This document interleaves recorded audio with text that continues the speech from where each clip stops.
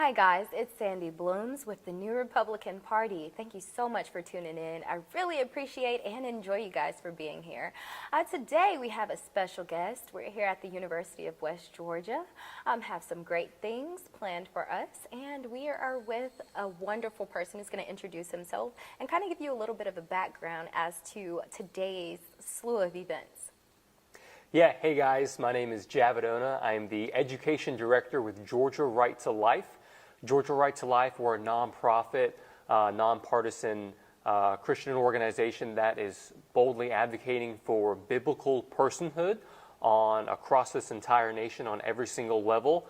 Biblical personhood meaning the cultural and legal recognition and protection of all human life from the moment of fertilization, which is conception, all the way to natural biological death. So at the frontier of what we deal with, we obviously deal with abortion with being the main issue, but it's much more than just abortion. We deal with euthanasia, assisted suicide, transhumanism, the whole transgender movement, and stuff like that. But we are definitely boldly advocating for a biblical personhood culture in this society. Absolutely. So one of the things that you touch on is abortion. Could you describe, from your standpoint, exactly what is an abortion? So abortion, it's the intentional act of taking the life of an unborn child, with the key word being intentional, because it's so much different than a miscarriage, where a miscarriage, for example, is so tragic, but that's not an abortion. An abortion, it's the intentional act of taking the life of an unborn human child. Absolutely, absolutely. So I noticed that we have a few props behind us. And one of these props, it's a little fetus, and you guys can see this.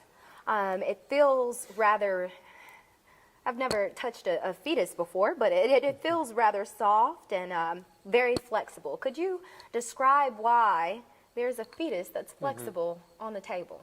Yeah, so right behind us, we have our fetal models at different and various stages of development. So, for example, we have a fetal model that's, this is 10 to 12 weeks, and we use these when we do all our outreach, whether it's on colleges, churches, festivals, fairs, conferences, wherever, because these are anatomically to scale and size for weight, for length, for facial features and developmental features, and it allows people to really lift up a child and say, wait, this is a 10-week-old or 12-week-old preborn child?